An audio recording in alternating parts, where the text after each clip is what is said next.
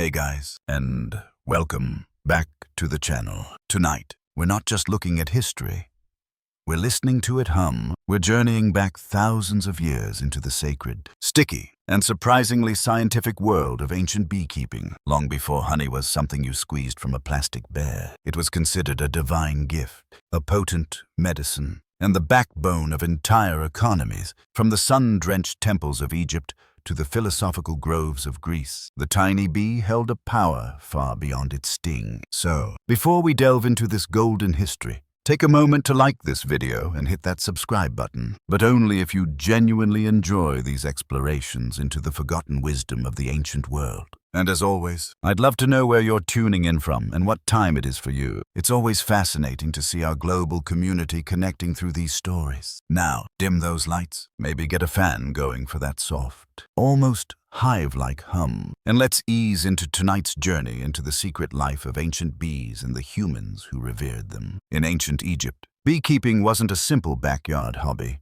It was a sophisticated, state-sponsored science imbued with divine approval. Long before modern apiaries and migratory beekeeping became an industry, the ancient Egyptians had already developed an organized, mobile system for managing bees and extracting their precious golden honey. As far back as 2400 BCE, the practice was so established and respected that it was depicted in stunning, detailed reliefs on the walls of tombs in the sun-drenched necropolises of Saqqara. These carvings show us that this wasn't just about harvesting a sweetener.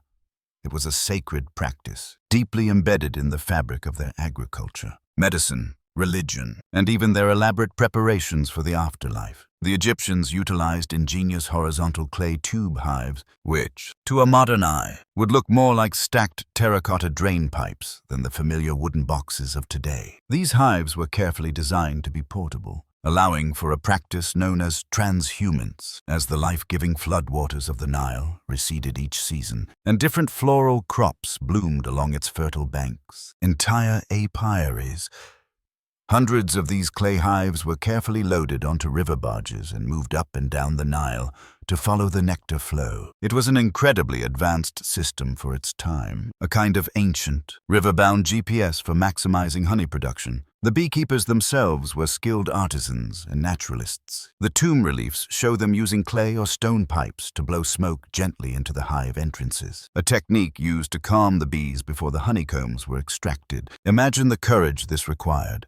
Without the protection of modern suits and veils, these keepers had to rely on experience, precise timing, a deep understanding of bee behavior, and a fair bit of bravery. Honeycombs were removed with gentle care, and the honey was meticulously collected not just for food, but for a vast array of other purposes. It was a potent medicine, a crucial component in the complex mummification process, and a vital element in sacred rites. Honey was considered a divine substance, a literal gift from the gods, specifically associated with Ra, the all-powerful sun god. According to Egyptian mythology, bees themselves were born from the tears of Ra as they fell to the earth and transformed into these sacred insects. This belief wasn't just a poetic flourish.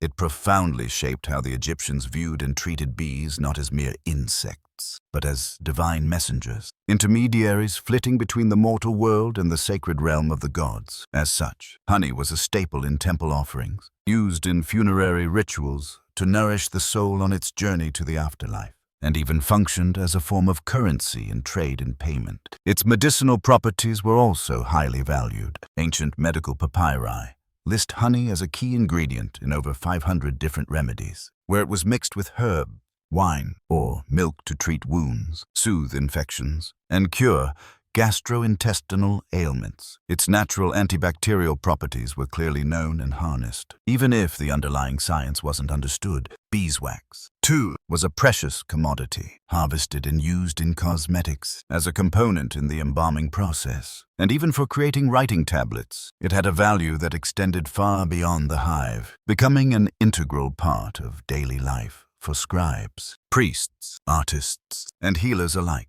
In ancient Egypt, the hive wasn't just a source of sweetness. It was a vibrant symbol of balance, healing, divine favor, and the sacred cosmic order, all carefully cultivated under the watchful eyes of both humans and their gods. While Egypt gave the world of beekeeping its grand structure and profound sanctity, it was ancient Mesopotamia that gave it something equally vital and enduring. Laws, the cradle of civilization, nestled between the Tigris and Euphrates rivers, didn't just master irrigation, writing, and city building. Its people also clearly understood the immense value of honey and the critical importance of protecting its production through codified legal structures. Though Mesopotamian beekeeping wasn't as visually celebrated in art as it was in the tombs of Egypt, its traces are found scattered throughout cuneiform tablets and, most importantly, within their sophisticated legal codes. These ancient texts suggest a quietly advanced and well-regulated practice. References to both bees and honey appear as early as the Sumerian period. In later Akkadian and Babylonian texts, there are specific mentions of ninsur, a term which can be translated as bee gardens or apiaries. These designated spaces for beekeeping were often attached to the grounds of major temples or royal estates, suggesting that honey production, much like in Egypt, was often an elite-controlled and highly valued resource. Honey and its byproduct, beeswax, were used extensively in religious offerings, as potent ingredients in medicine, as a sweetener in food, and as a valuable commodity in local and regional trade. In such a system, losing a hive to theft or negligence could represent a serious economic blow. The most telling and remarkable piece of evidence for the importance of beekeeping in Mesopotamia comes from the famous Record of Hammurabi, the Babylonian legal text dating to around 1754 BCE. While most of this monumental code is famously devoted to complex issues like property rights, injury, agriculture, and family law, a few specific lines directly address bee-related disputes, which is extraordinary. The laws stipulated, for example, that if someone allowed their bees to swarm into another man's field and those bees caused damage, the owner of the bees was legally liable. Furthermore, if honey was stolen from a hive, the law demanded that restitution had to be made, sometimes in the form of silver or by providing replacement jars of honey. In a world where almost all other agricultural products were counted and valued in measures of grain, the fact that honey warranted its own specific legal protections speaks volumes about its economic and cultural significance. Mesopotamians also understood bees as more than just honey-producing insects. Some religious and literary texts describe them as divine messengers, creatures connected to the gods, even linking them to Ninurta, the powerful god of agriculture and war. Beeswax, in particular, was highly valued,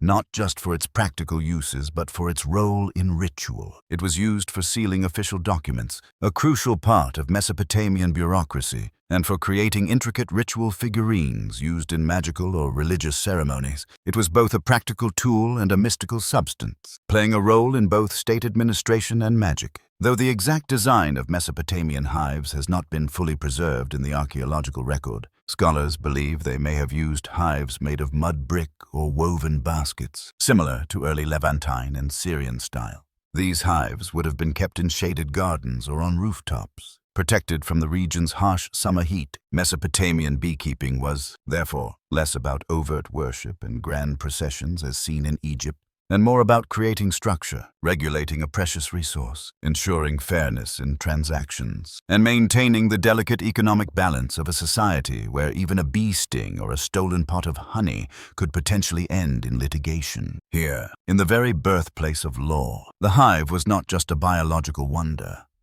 It was a microcosm of societal order, a testament to the civilizing impulse itself. In the rugged highlands of Anatolia, long before the Greeks rose to dominate the Aegean, the Hittites were quietly mastering the art of beekeeping, and they weren't treating it like a simple backyard hobby. To the Hittites, a powerful and enigmatic empire that flourished in what is now modern-day Turkey, bees were sacred agents of purity, messengers flitting between the mortal and divine realms, and were considered absolutely essential to both the success of agriculture and the spiritual health of the kingdom. Unlike in Egypt and Mesopotamia, where beekeeping was a pragmatic blend of science, economics, and religion, the Hittites took a more intensely ritualistic and mystical approach to the craft. In their religious texts, painstakingly inscribed on cuneiform tablets and dating back to the 14th and 13th centuries BCE, bees are mentioned not just as producers of honey and wax, but as active, powerful participants in complex purification rites. One of the most famous and intriguing surviving Hittite ritual texts describes a ceremony designed to cleanse an individual or the community of impurity or divine anger. In this ritual, a priest summons a bee and instructs it to go and remove the evil, the impurity, and the wrath of the gods. The bee is then released, not sacrificed or killed, a rare show of mercy in many ancient rites, suggesting a deep, almost reverential respect for the insect and its spiritual power. The Hittites clearly valued honey, both for its rich taste and its sacred utility. It was a common component in libations, where it was poured out as an offering to the gods, and in sacrificial ceremonies, often combined with other precious substances like wine, milk, or grain. Honey wasn't just consumed, it was poured, burned, and blessed. It served as a sacred medium, a conduit between human intention and divine reception. In terms of their beekeeping practices, archaeological evidence is sparse, but clues from written texts and parallels with neighboring Levantine and Syrian traditions hint at the use of portable, tube-like hives, possibly made from woven straw and mud. These hives would have been stacked and carefully managed, likely in protected enclosures near temples or royal estates. Beekeepers in the Hittite world were not just agricultural workers. They likely operated under temple authority, their labor deeply embedded in the rhythm of seasonal festivals and state-sponsored rituals. Honey was not a mere commodity to be traded for profit alone. It was a powerful tool of diplomacy, a key ingredient in healing, remedies, and a potent substance for spiritual cleansing. The bee, though small and unassuming, held a symbolic weight that far exceeded its size. The Hittites also contributed a vital piece to the global understanding of bee behavior. Some of their surviving texts contain detailed descriptions of the seasonal activities of bee swarms, clearly linking the blooming patterns of local flora with the all-important honey flow. An advanced insight that demonstrates how closely and carefully they observed their natural environment. In the ancient land of Anatolia, the gentle hum of the hive wasn't just background noise. It was a sacred frequency, a sound believed to vibrate through the very bones of gods and kings alike. The ancient Greeks didn't just study bees.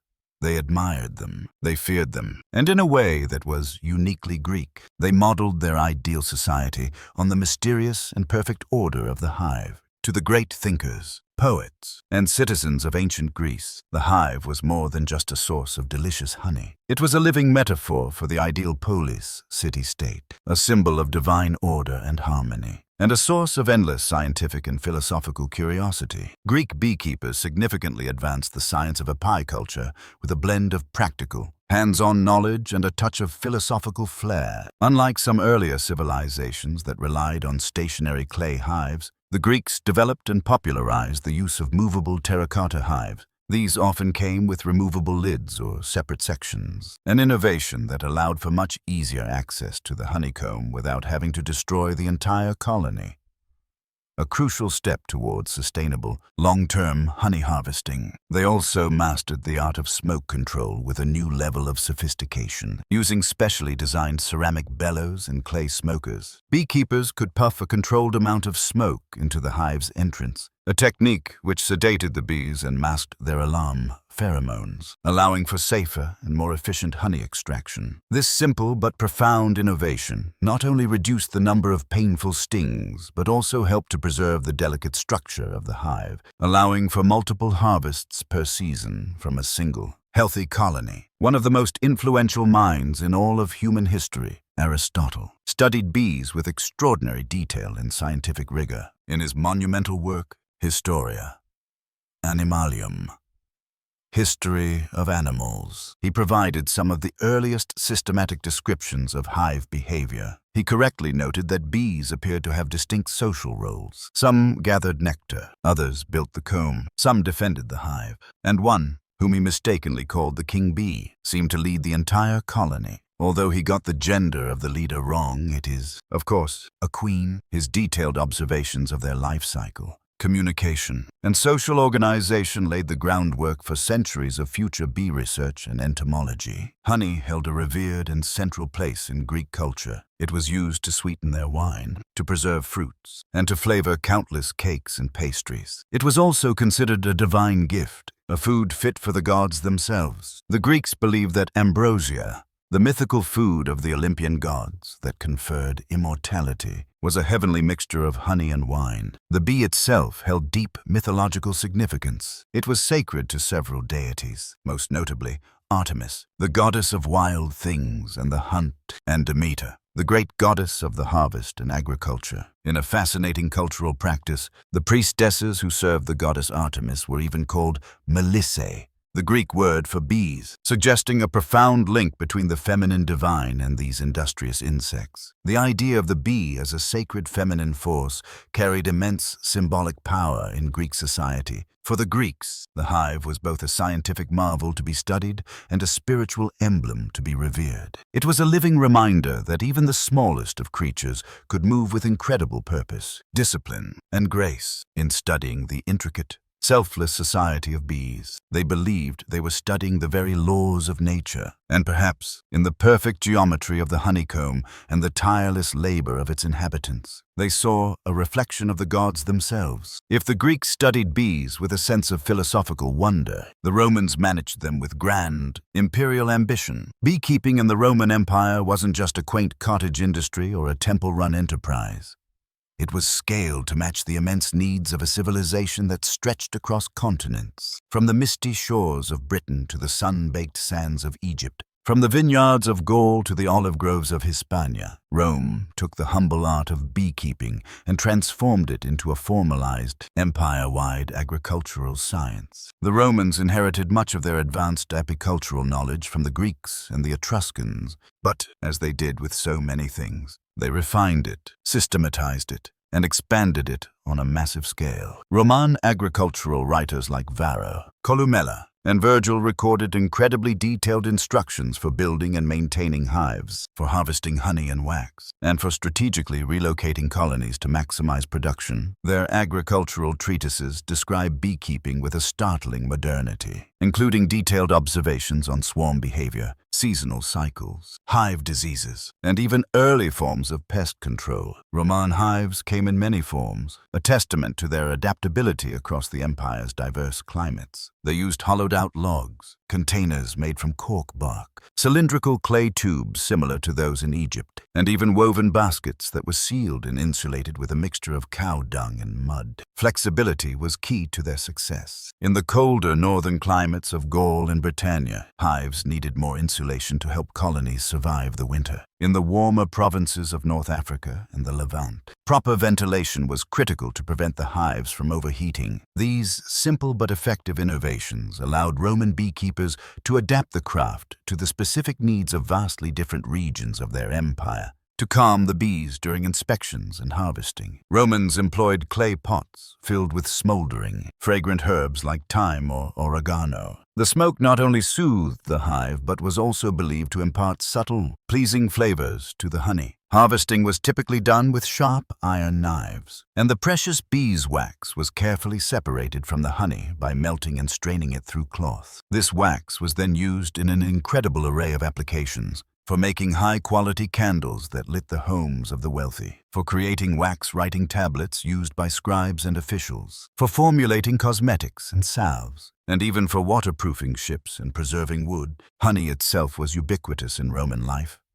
It wasn't just a food. It was an essential ingredient in countless aspects of their culture. It was famously added to wine to create a popular sweet beverage called mulsum. It was a staple in baking, used in sauces for both sweet and savory dishes of meat and fish, and was even consumed as an early form of energy gel by athletes and soldiers on campaign. Roman physicians, following the well-established Hippocratic traditions, prescribed honey for a wide range of ailments, including sore throats, infected wounds, fevers, and digestive problems. Its natural antibacterial properties were well known and widely utilized, but perhaps the most distinctly Roman aspect of their beekeeping was the sheer scale and organization of it all. Large agricultural villas, the backbone of the Roman economy, often had dedicated honey farms, or apiaria, run by enslaved labor under the strict supervision of estate managers. Production was meticulously recorded in ledgers, and any surplus honey was sold in local markets or exported to distant provinces, becoming a valuable trade commodity.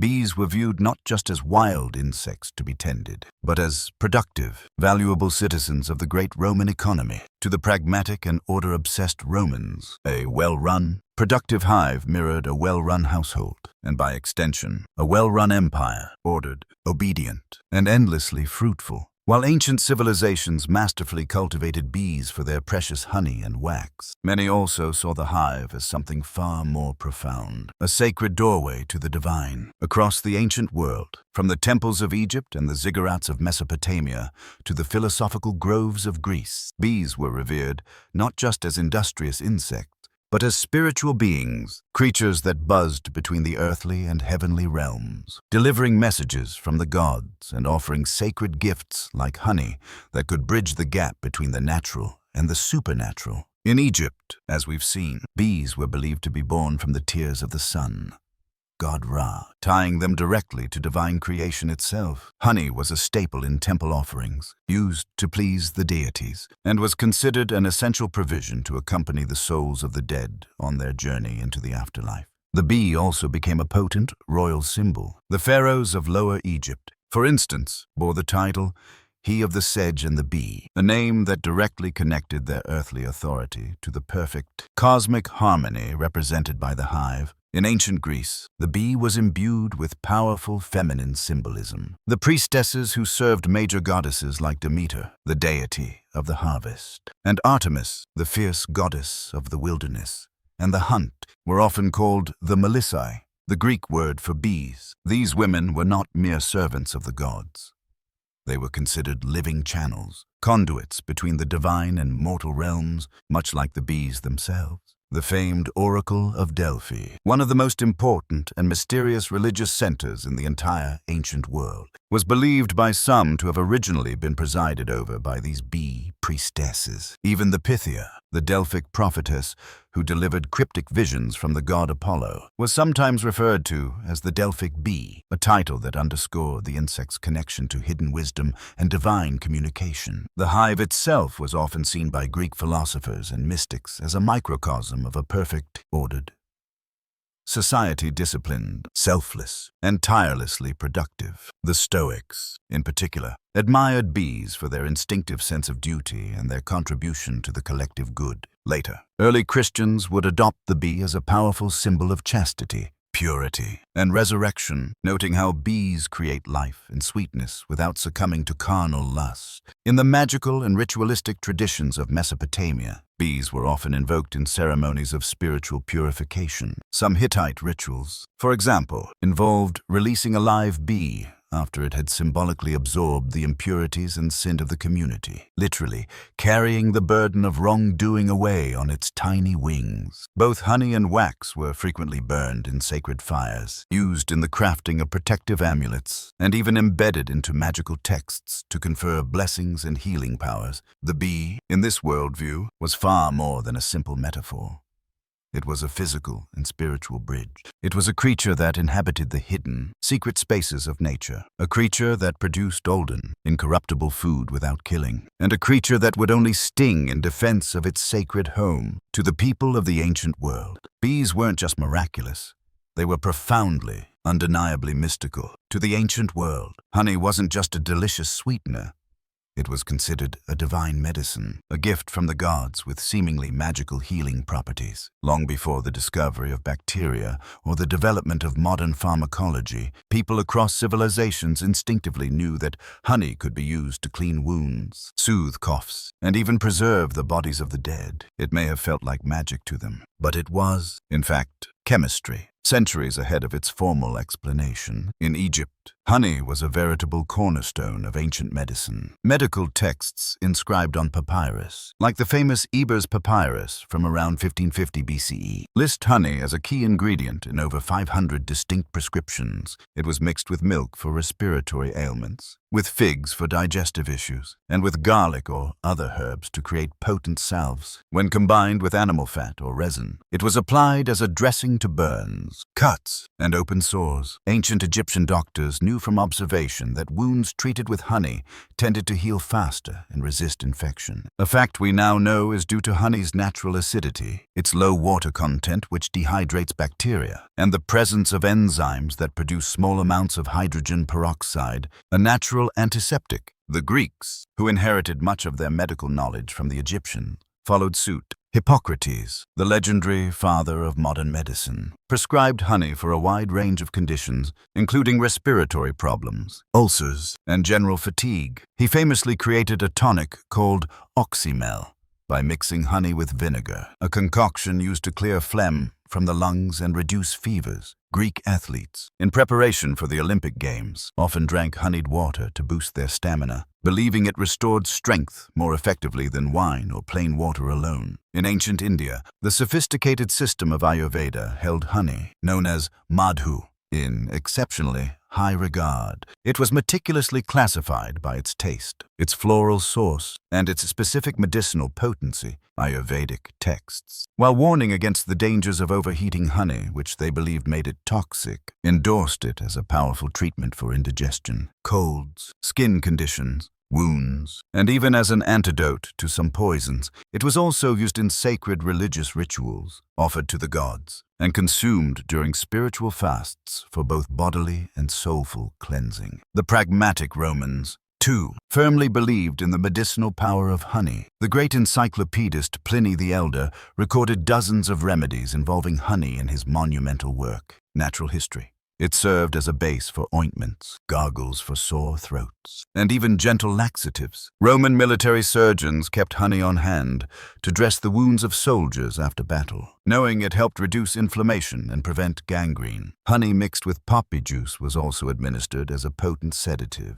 Beeswax, the other great gift of the hive, had its own important place in the ancient pharmacy. It was used as a base for creating medicinal plasters, soothing balms for chapped skin, and even as a material for early dental fillings. Its malleability and natural resistance to decay made it an ideal substance for sealing and preserving. In short, honey, in the ancient world, wasn't just a sweet treat. For many, it was a life-saving substance. It healed the sick, helped preserve the dead for the afterlife, and was a universal symbol of purity and divine favor. It was the original pharmacy of the gods, delivered to humanity on the delicate, buzzing wings of bees. Ancient beekeepers were far more than simple farmers.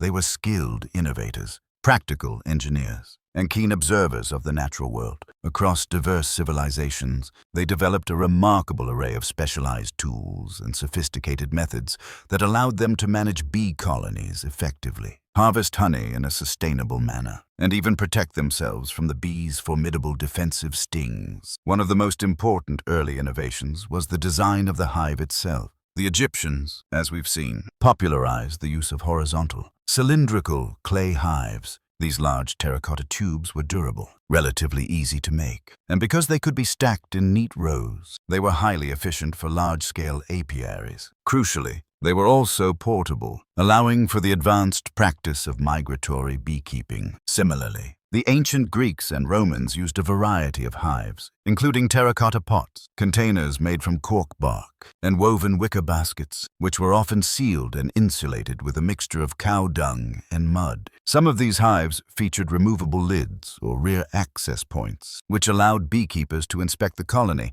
and harvest honeycombs without having to destroy the entire hive structure. This ability to harvest without killing the colony was a revolutionary step, paving the way for the principles of modern, sustainable apiculture. To safely extract the precious honey, ancient beekeepers almost universally employed smoke to calm the bees. The Greeks are credited with inventing specialized clay smokers and bellows, tools designed to direct a controlled amount of smoke into the hive's entrance. The smoke works by masking the alarm pheromones that are released by guard bees when they sense a threat, which in turn reduces the colony's natural aggression and defensive behavior. The Romans refined this technique by burning fragrant herbs such as thyme or oregano in their smokers, which not only soothed the bees but was also believed to impart subtle, pleasing flavors to the honey. Harvesting tools themselves were simple but effective. Sharp knives, usually made of wood or bronze, were used to carefully slice the honeycombs from the hive walls. The honeycombs were then often pressed through cloth to extract the liquid honey, and the remaining wax was melted down and filtered for its myriad later uses. It's important to remember that beekeepers of this era often wore minimal, if any, protection. The full beekeeping suits and gloves we know today were millennia away. They had to rely on their deep experience, their careful and gentle techniques, and no small amount of courage to avoid being stung. Ancient texts and reliefs also reveal that beekeepers observed bee behavior with meticulous care. They understood the complex life cycle of the swarm. They recognized seasonal foraging patterns, and they knew the importance of moving hives to optimize nectar collection from different flowering plants. This practice of transhumance, or migratory beekeeping, was surprisingly common and sophisticated in some cultures. Finally, honey storage was a crucial aspect of ancient beekeeping. The Egyptians used carefully sealed ceramic jars to store honey, protecting it from moisture, pests, and spoilage. Honey's remarkable natural shelf life was well known and highly valued.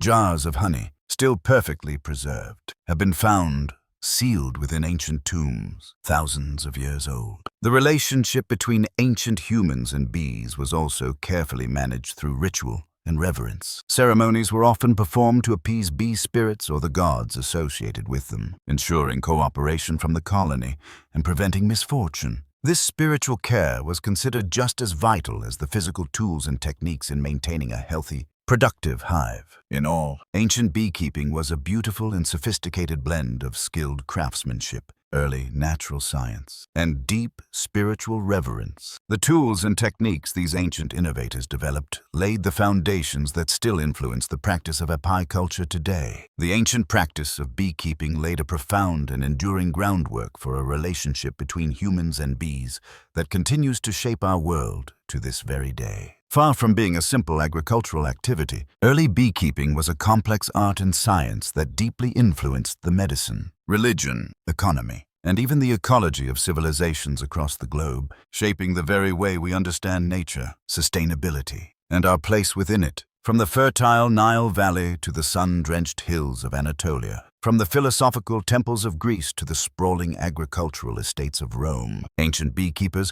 honed methods to protect and sustain their precious bee colonies. Their remarkable innovations in hive design, their sophisticated use of smoke, and their deep understanding of seasonal management allowed for the development of sustainable honey harvests, a practice that was absolutely crucial for both daily survival and long-distance trade. The profound respect they showed for the bees' natural life cycles helped to foster an early model of harmony between humans and the natural world. Their understanding of honey as a potent medicine informed the earliest pharmacopoeias of Egypt, India, and Rome, influencing healing practices that still persist in traditional medicine worldwide. The natural antibacterial and preservative properties of honey became the foundation for effective wound care and countless remedies, while beeswax shaped early technologies in cosmetics, art, and even construction. The powerful symbolic and spiritual meanings attributed to bees and honey in ancient cultures also endure in our modern world. Religious rituals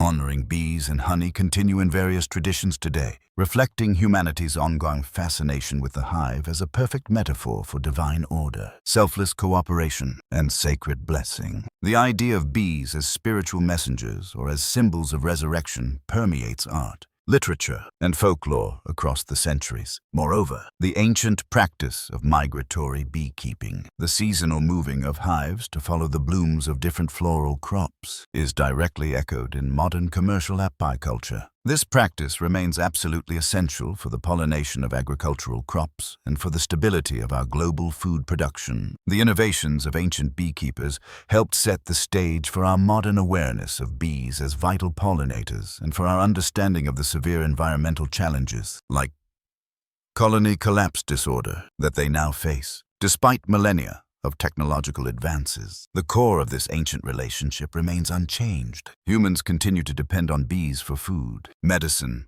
and the health of our ecosystems. And bees, in turn, have shaped human culture, our economy, and our spirituality since the very dawn of civilization. The enduring legacy of ancient beekeeping is a powerful testament to human ingenuity, our capacity for reverence for nature, and the timeless power of collaboration, both within the hive and between different species. It reminds us that even the smallest, most unassuming creatures can inspire great science, profound faith, and the very means of our survival. What a sweet journey into the past. The ancient world's relationship with bees was so much deeper and more complex than most of us realize. Which aspect of ancient beekeeping do you find the most surprising or fascinating? The mobile hives of Egypt, the legal codes of Mesopotamia, or the spiritual reverence of the Greeks?